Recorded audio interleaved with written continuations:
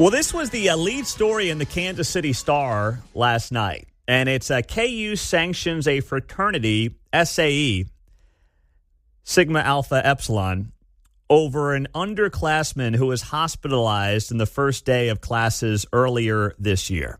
So I'll tell you what happened here coming up, but I was reading this story last night after I got back from the Prairie Village City Council debate that I was moderating last night, and I told Kate, I said, hey, guess which fraternity is finding itself under sanctions over at KU over something stupid that happened? She's like, SAE? I'm like, yep, it's always SAE. It's always those guys at SAE. They were the ones at Villanova. Same exact thing for us. They were the knuckleheads who were always just pushing the limits there, John. At least that was my experience at Villanova with SAE. Those things kind of turn over the years, but I know what you're saying. A house will get a reputation over, a period of a class going through there 4 or 5 years maybe, and sometimes they turn and they're just the opposite, but sometimes they're 20-year traditions. Well, exactly. So here's what happened at KU, and I do want to, if you're willing to do it, listen, the statute of limitations for most of you is long gone, so you can share what you want to share at 913-408-7957. If you have a great story, now I don't want to hear about people getting hurt in a perfect world, but your best stories from pledging, we'll get to that coming up here. I know you might have a couple there, John, from your heyday at Baker. I imagine they're illegal now. Oh, jeez. Well, one of them's not. Well, put a pin in that one, all right? We're going to get to it. That's a good tease right there. No, I just have some things with the way we had to answer the phone. Oh. That one wasn't physical. There was another one I'll do real quick. We got... The guys in the house decided that the new guys pledging didn't hang out together, so they put us together in different groups than the cliques they saw us hanging out in. Took us out of town somewhere. We couldn't see where we're at. Dumped us out, said walk back, sign in, walk to the house, sign in when you get back, right? So we all had to work together with guys they had seen us not necessarily associating with. So it had a purpose, but it had a funny ending in my case. All right, well, hang on to that. Here's what happened at KU. According to an anonymous report, an older fraternity member forced a younger fraternity member inside of a coffin. And apparently what happened here, there was no alcohol or drugs involved as far as we know, but a pledge was stuffed into a coffin in the SAE house and had a full-on panic attack. So I don't know if they take the kid out of the coffin. I don't know how long he's allegedly in the coffin. We don't know. I don't even know why they've got a coffin in the SAE house. What is going on here? Yeah. So they put this kid in the coffin.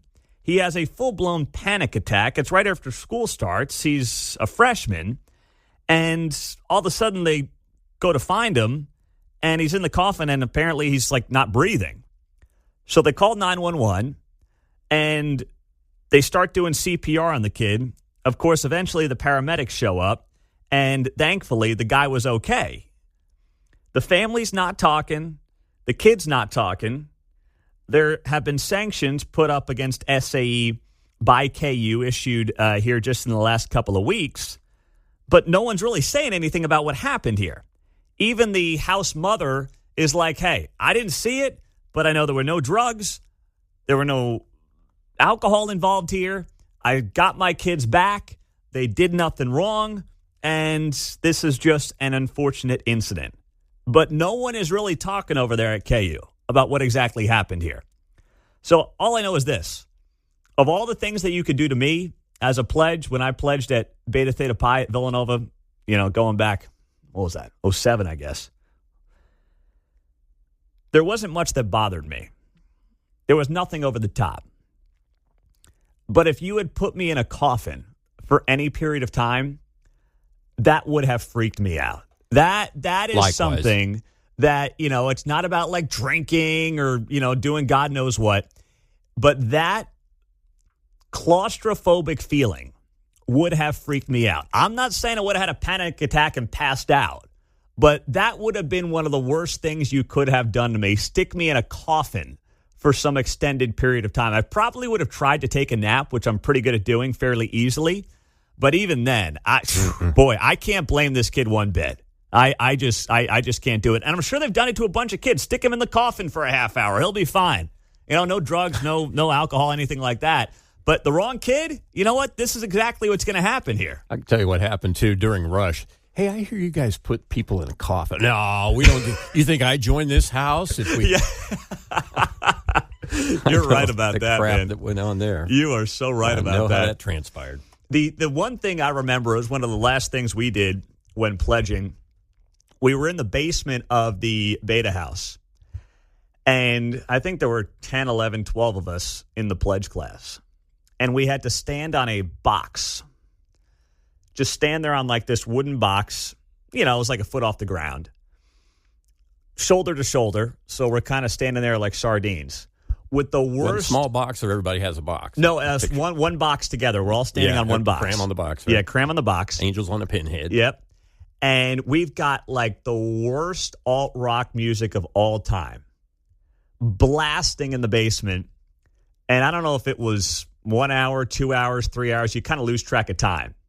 But you're just standing there with this music blaring in the basement. Once again, nothing bad involved in any of this. Not like it's like, by the way, you got to drink a beer every 15 minutes. There's nothing like that going on.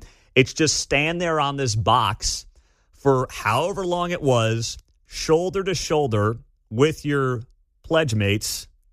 And basically, when they say it's over, it's over. And I don't know how long it lasted. I was trying to think about it last night. I don't know if it was an hour, 2 hours, 3 hours or more. But it was memorable. It was memorable. And I'm like, man, it reminded me of what they play on one of these crappy radio stations in Kansas City that, you know, Mark might have used to work for or something like that. But it was horrible. Alt-rock, like the worst alt-rock you could ever imagine, just blasting for hours while you're standing there in a box, John. It was terrible, man. I hated it. Yeah, I was before you a little. I guess we didn't use music so much as a torture device. It was just kind of, it was all kinds of things. The way you had to come in, enter the house during Hell Week if you were a pledge. There was a special way to enter the sacred portals, if you will. Yeah. We had to answer the phone in a certain way. Through the grace of God and the genius of Alexander Graham Bell, you've been connected with the Gamma Theta chapter of Delta Delta. Whoa, that's There's a whole pretty lot good. more, but you end up with what kind sir or miss may I do for you. There's a little bit in there about being a pledge and being the lowest of the lowly low, lower than the deepest depths of the ocean blue. Ah, so, that's good memory by you. 65 years old, that's pressed in my brain. 65, and you still got that down pat, John. That's if good. I got any brothers listening, and you're not doing that now, write that down. I saw one of your pledge brothers last night in Prairie Village. There you go. Our good buddy Dale Blake was out there. Yep. Dale probably knows the phrase, too. I'm sure he does. All right. Now what if they get out the boombox and they start doing Bad Bunny at you? If they put Bad Bunny on, I'm dropping out, man. I'm done, all right? I wouldn't be in beta. And if I didn't join the fraternity, I would have never met my wife. The only reason we met is because after I got done pledging, we had our fraternity formal, and I needed a date because the girl I wanted to invite blew me off and didn't invite me to her sorority event. So I'm like, you know what? I'm not inviting her to mine. And I'm like, all right, but I got to invite somebody. So one of my buddies says, you're going to go on a blind date with this girl. She was a junior. I was a sophomore.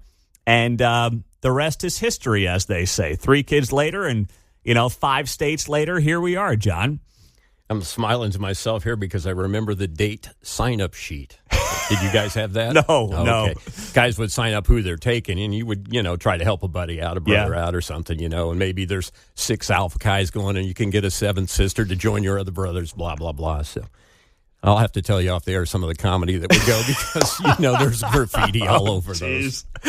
Well, Kate was a Chi-O, so we had a mutual friend who was a Chi-O, and Kate was the, what would you call her? The older sister, I guess, of the Chi-O that I was friends with. So that's how the whole thing got set up. It wasn't a blind date, but we didn't really know each other. And to her credit, she agreed to do it. And I had 2 other buddies that needed dates as well. So her 2 friends also came to this fraternity formal with 2 other guys who were my pledge brothers. and their nights were terrible. I mean, nobody got along. And then they were like, "How was your night?" We're like, "Actually, it was pretty We've good." been married in about 15 years, if you knew. Yeah, exactly. Right. I was like, we actually enjoyed each other. It actually went pretty well. That's pretty good. And that was 18 It's like years group ago. date thing that kind of went into effect there. You're like, yeah, I don't know this chick. Can you stay? Let's just hang together. Come and sit at the table. Well, she wasn't going to go with me unless two of her friends could go as well. Right. So, and I Yeah. understand that. You know, I totally get it. But thankfully, it worked out. And that's the only. I wasn't really heavily involved in the fraternity at all. I took notes one semester, and that was it. I was the secretary. But I don't really have any close friends from my time in the fraternity. But I met my wife out of it, so I figure that's a big win. That's about all I got, though. The great dynamic is that the freshmen and the new members, they get hazed. So then when you're in the house at your first year as a sophomore, you can't wait to deal it out, right? By the time you're a junior, you're dating somebody and doing something like, I don't got time for this. You know, but it's weird because I pledged as a sophomore, and then you're right. When the next class comes in, some guys are just, getting off on the Gung-ho, idea. yeah. And I don't know, man. It never really... Right. I didn't care. I was Right. like, do whatever you want, but I was really not involved with kind of the next pledge classes and how that all worked. It wasn't my thing. You see the group dynamics in play there with a bunch of guys. You got a I few know. knuckleheads that are like, wait till my turn. I know. Yep. I know. And it's always the most insecure D-bags, too, that just get off on that stuff.